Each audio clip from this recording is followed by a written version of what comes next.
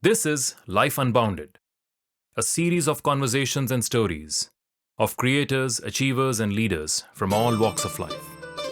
People who have made a meaningful difference to life and the society around them. And I'm your host, Shashank.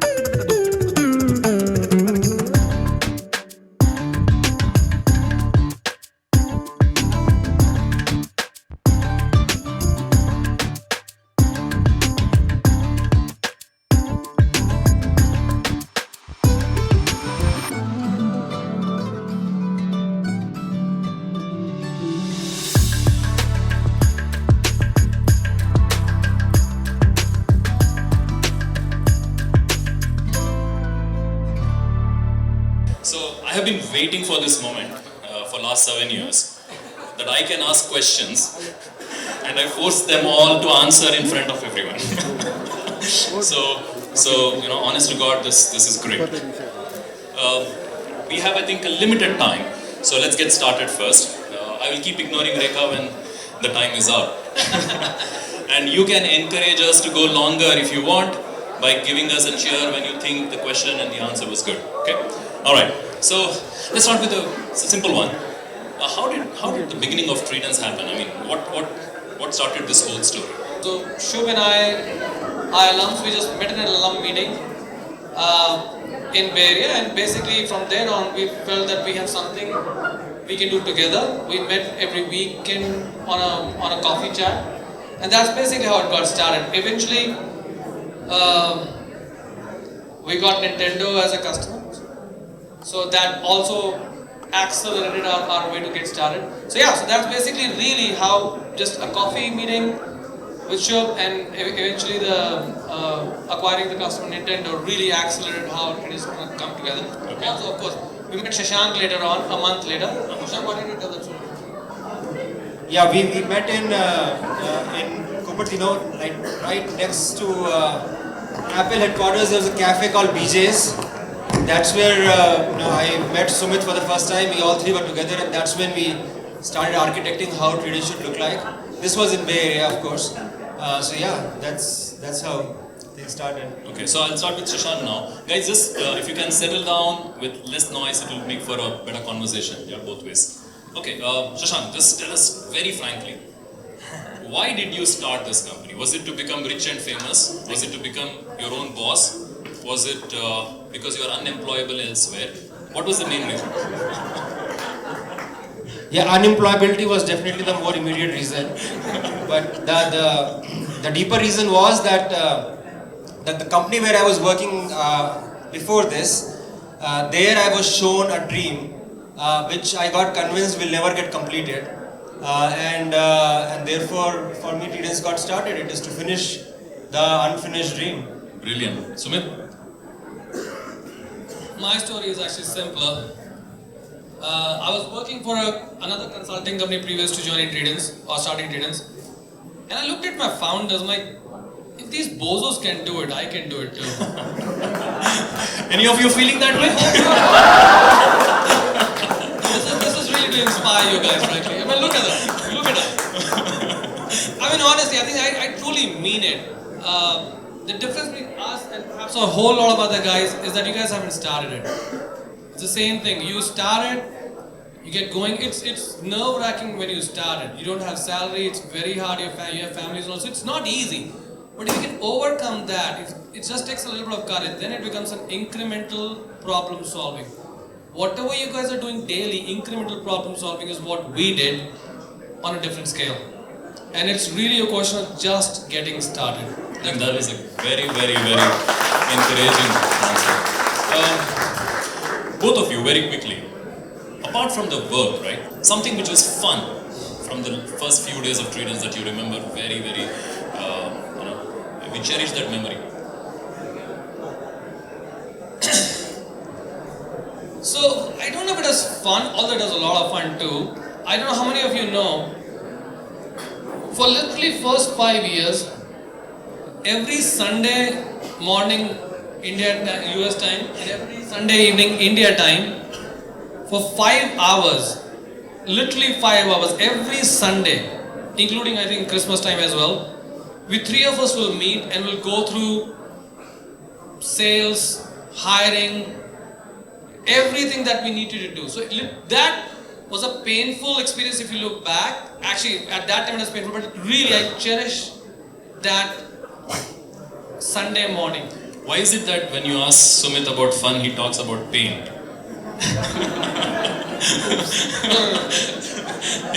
You get it. So Shashank, your fun memory. Yeah, so just to add to that, so the thing was that back then, we used to have these calls on this GoToMeeting, okay? There was GoToMeeting, yeah? So the thing is that GoToMeeting has this, is auto shutdown after 4 hours, right? So it was by design that how can I have a meeting more than 4 hours, right? And this shutdown happened in every single meeting we had. You had to come back and go to a meeting, 5 hours every single meeting, and all the strategy without any client. I mean, other than that, I was not part of it, but I really was envious of all these guys in the apartment gang, by the way. The apartment gang, we call them apartment gang. They had so much fun. Watching them play cricket, also sleeping on the floor with mattresses. But it was really exciting and fun thing to see that something is getting built in a fun way. So it was very exciting. Absolutely. So let me share one incident. It was there in the video, but it was not very audible. So what happened? We when we moved to the first rented apartment, like outside my apartment, we took it on contract with an NRI. This guy never came down and saw us. He was living in US. The first two guys in Tredence who joined us, they signed the contract. And the contract was there are 3 techies who are going to live in that place. They are going to live, right? Like that, people as they live, right? So all cool. Now the thing was that this tenant, the owner, the landlord landed one day on our doorstep 6 months later. So we are all working. This is like about noon, afternoon. There is in the living room there are 20 tables. We have about 15 people sitting. We are all coding on the laptop, building our algorithms. Okay. We hear a knock on the door. So one of our guys goes out, sees the keyhole, somebody standing there. Now we don't expect a knock over there, right? Nobody comes. We're just working all the time, yeah? So this guy hears the knock, he comes back. Shashank, I think the owner of the house is in front of the door. And we're like, what to do next, right? We're all shocked. So we said, okay, whatever you do, just make sure the guy doesn't come inside, right? So he doesn't open the main door. He goes to the side door, which is for the servants, for the kitchen and all that. Goes there, does something. The landlord doesn't enter his own apartment. So they take the guy down to the ground floor. This Costa Coffee, what Shubhankit was talking about, right? So we take the landlord to the Costa Coffee. Rest of us are in the balcony watching what's going on. The office was at risk, right?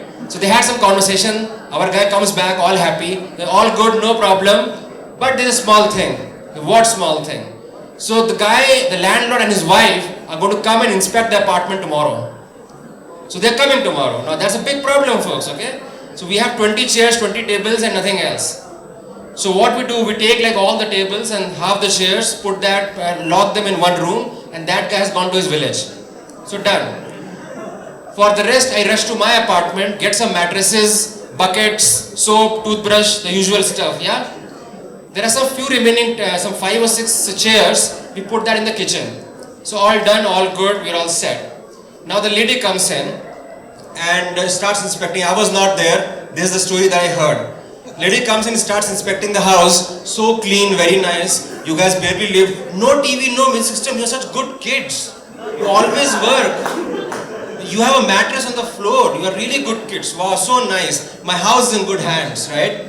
Then she goes to the kitchen. Now there's 6 office-like chairs over there. And she's like, you are just 3. There's 6 chairs here. Why do you need 6 chairs? One of our guys said, no madam, we don't have anything to do. Sometimes we play musical chairs.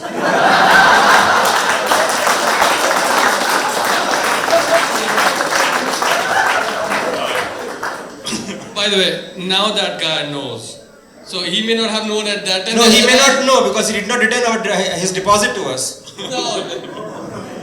Okay, now with that I'll come and ask a slightly more serious question. Sorry, if you look back on your journey of 10 years, greatest milestones, big highs in terms of external milestones, internal milestones, maybe start with Shashank and then come to you on the same question. Yes, I think my biggest milestones have been the people that we hire.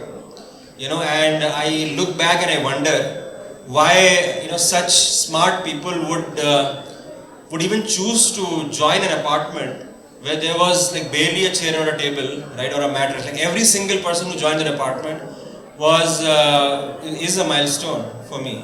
Fantastic. Sumit?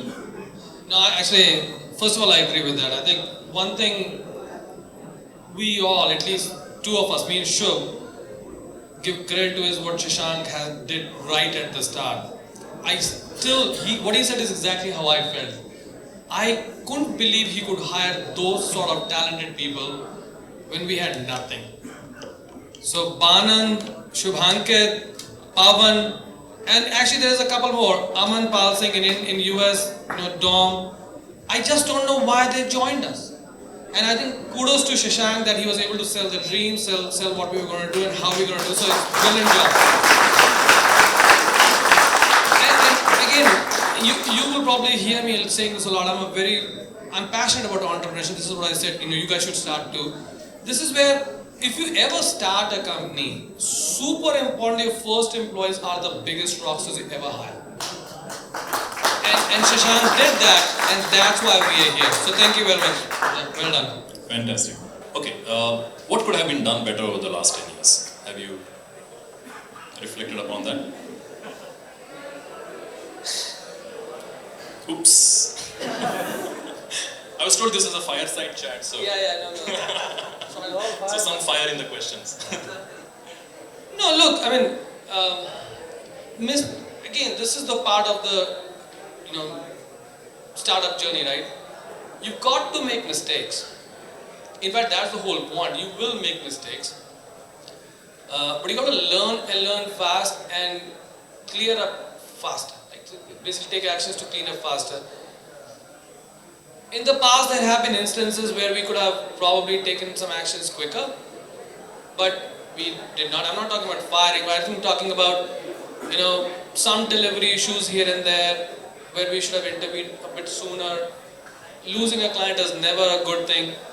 So, all those things remind you that, hey, and by the way, we learned. Actually, on that note, let me tell you one story, if you will. This is also a very, very early stage story. So, this is not about what we could have done better. This is about what I learned and we did better, if you will. So, this is an early stage customer, Iron Mountain.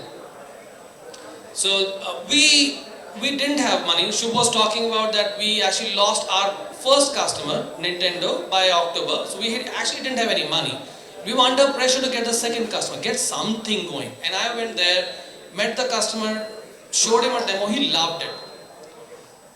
And I'm like, dude, this is great, I came from an IT background, people who were selling about $1 million SOWs. Like, this is great, this is my opportunity to make some money. And I put together a pricing which was 170K. For that tool. The guy never called me back. The guy had a budget of 20K. The guy had a budget of 20K. And really that was a learning lesson for us. It hurt bad to lose that client. We desperately needed money at that time. But that was a learning lesson that you have to understand the client's willingness to pay. If they don't have the money, you can't, you're going to just lose the client. So again, these are certain instances where we have done mistakes and learned from it, and this is one of the reasons why we're here. Shashank, do you want to add something to that? See, I think it's the same thing, right? I think the high point has low point in it. The first employee we hired left within 1 year. Second employee we hired left within 1.5 years, right? And you know what? And this was the process through which we grew as leaders. We wish we were better leaders that those people had not left. But you know what? If they hadn't left, then how would we grow? So you fall, and that's when you learn to walk, right? Okay. So fall is important. So I'll talk about the fast growth, right? Tredence is a fast growth company by any standards. What keeps it growing that fast? What motivates that growth model? That's a Laddu question. The next one is not going to be that. So go for it, Sumit. Yeah. No, I mean, I said this at the start. We started the company, you guys are building it. It's honest, it's growing because of you guys. There is no question in my mind. The team is amazing. For growth, you need high volume sales, but you also need high quality delivery.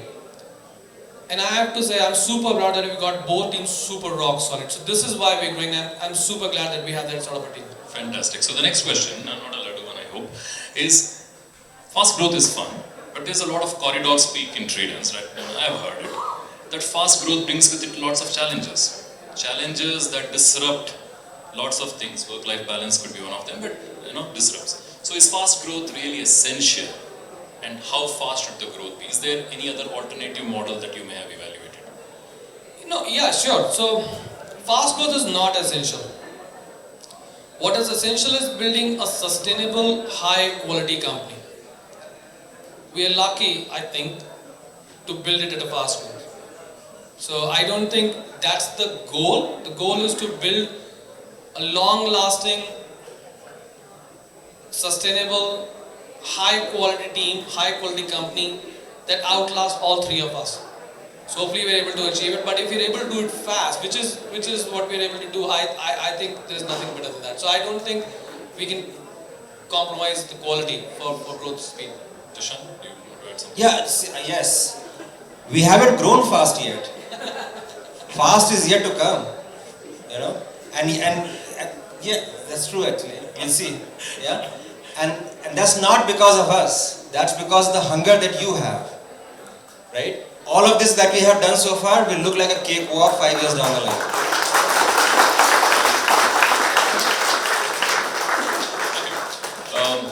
As much as this is fun, this is a 24-hour preoccupation for you. This is a 24-hour devotion to both of you. So what keeps you awake in the night? What are the worries or what are the big ambitions that keep you awake at night about Tredence? Let me go first. My passion is building a team. Building a rock solid team. And when I currently look at what we have a great team, but we also have a few gaps. I think all of you know, maybe most of you should know, that we are looking to start 2 new verticals, banking, financial services, and also healthcare, life sciences. These are gaps, and we need to fill it, and that does keep me awake. Not awake, basically I'm worried about the time we are losing. Not super worried, but yes, that is something that is a challenge that we have to fill, and I'm very passionately, aggressively going towards. That's not just me, by the way, the whole leadership group. But yes, that's one thing that I feel if we do right, we'll do what Shashank just said. This would look like a cakewalk in 5 years from now. Shashank, anything to add? Yeah, I usually sleep very well. But like sometimes when I wake up or before I go to sleep, I do think about the culture. As I've said a lot of times, I'll say again, if revenue breaks, you can restore it in a quarter or 2. If culture breaks, then it takes years to restore. And culture is your collective behavior. You are the culture. That should not break.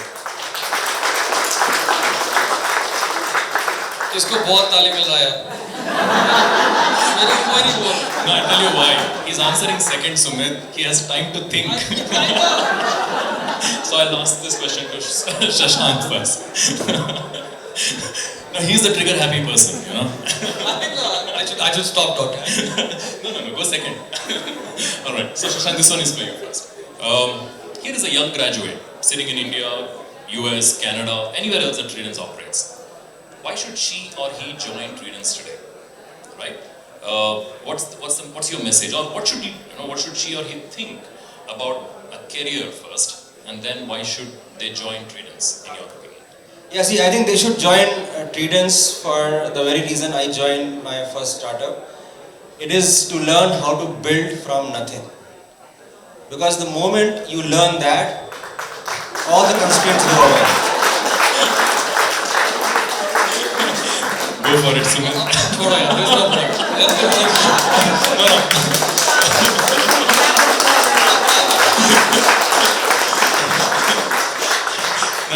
Have you guys ever got a consolation prize? No, Sumit, go for your answer now. It's okay, tali ho gaya. That hurts even more, by the way. No, look, I mean,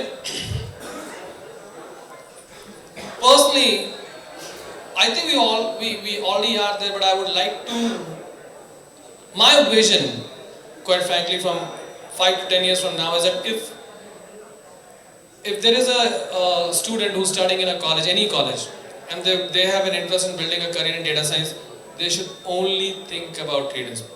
You join Tredence, stick around for a couple of years, you are set. That's what I want everyone to think about. So that's what we want to do.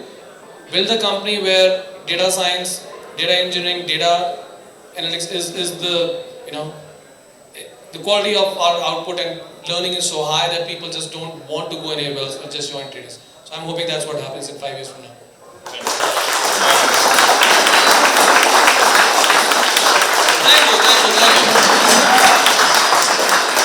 Fantastic. We have a lot more questions and there is a rapid fire round which is a lot more fun. But I have one last question before kind of going there quickly, which is on work-life balance. And this question has been very, very intensely needed in this question by a lot of people, right? So one, according to you, having seen this industry, this fast growth model of the company, how much work-life balance is reasonable to expect? What is your view on this topic in any case, right? And what are the tips to a young person wanting to get that work-life harmony or balance? Okay, I'll go first. Yeah, okay, see, work-life balance is a real thing, right? But what we need to also realize that, as I said earlier, if you want to learn to build things out of nothing, you can't do that by 8-hour job. It just doesn't happen. It's not possible, right? It's important to put extra hours. But having said that, there has to be life outside work as well. The problem is that we create an artificial boundary, right? That okay, this is where work ends, this is where life starts, right? If I'm working over here, I take a break and start playing, a TD game. What is that? Is that work? Is that life? We don't know that, right? I think there has to be, as Shashi said, a continuum from work to life, life to work. And that is when you will neither miss work nor you will miss life. That's how you can live both.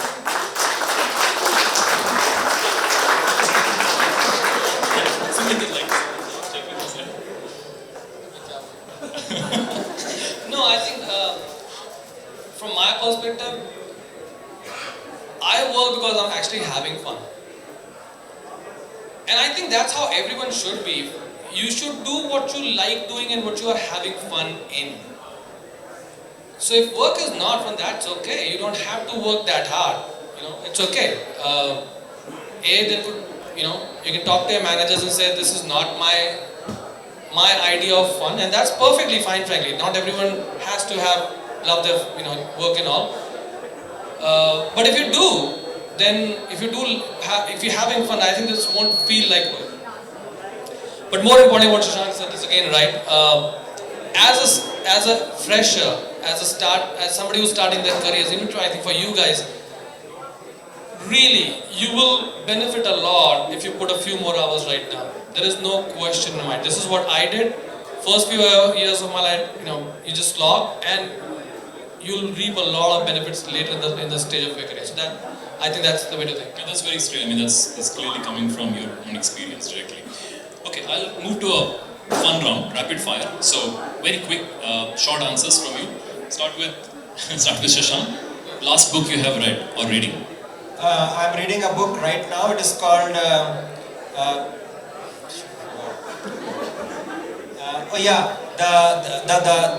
inside you, the universe inside your body. Fantastic. Sumit, last book, and when did you read it? I'm actually reading it. It's called Growing Pains.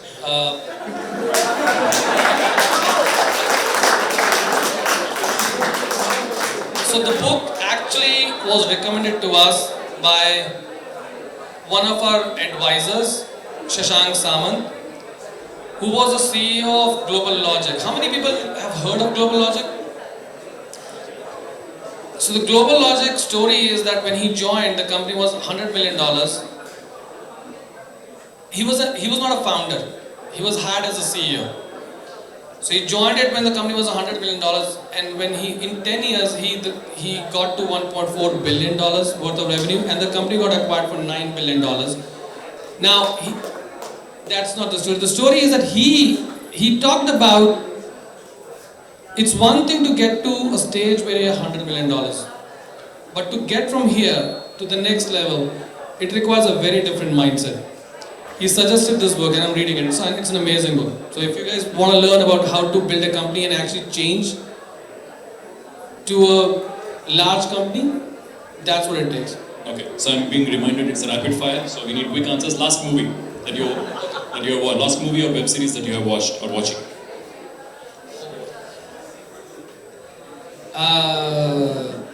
I just watched on the flight Jo Lurke Aisha. I really don't remember. Right. Any favorite hero or superhero? Favorite hero? Yeah, sure, Shashank. Sumit? Amir Khan. Alright. Favorite guilty indulgence, right? It could be food, drink, pastime. Tennis. Drinks. Use water. Did you see that smile on his face before he answered? Alright. इसको घर में मिलता नहीं बैठ में. So that's why when he goes out, he has to catch up. Right. Do you have a mentor in professional and personal life? Many mentors. Anyone in particular? Yeah, there's one who's going to come to the party today. Fantastic. And you His name is Tapan, yeah. Okay. Sumit? Tapan is my mentor too. He's not necessarily only in professional life, he's also helped me in being very health conscious. So he's definitely a mentor. Okay. Any situation where you wanted to gang up with one of the other founders and wanted to oust the third one? It happens every day. Yeah, every day. Okay. A particular song on your mind these days? Where is the life in work-life balance, Sumit?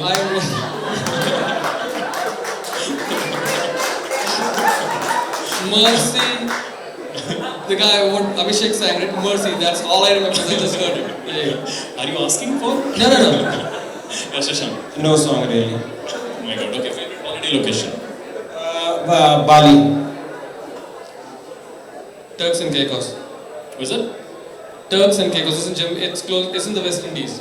Okay, first world problems. All right. What do you plan to do with your millions of dollars, Sumit?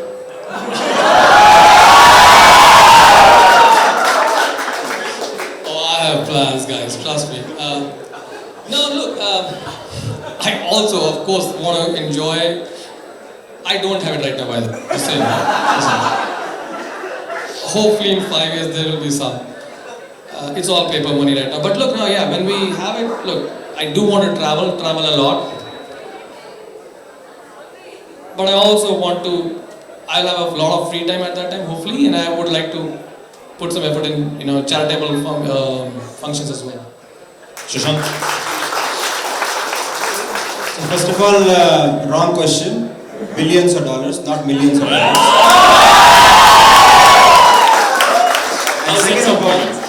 And second of all, more than half of that is going to go into investing in startups found by hungry people like you.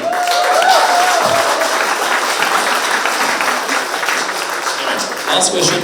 Any particular family member who energizes you / keeps you grounded? Oh, my wife, don't doubt about that. Both energizes and keeps you grounded. Grounded. My kids energize me. Same answer.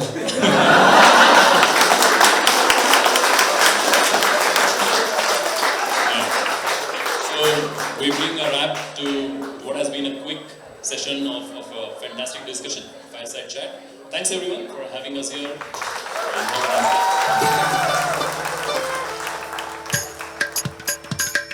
Hope you liked today's conversation. If you did, please encourage us by clicking on the thumbs up button and subscribing to our channel and sharing this conversation with your family and friends. This is your host Shashi, signing off on this episode of Life Unbounded. See you again very soon.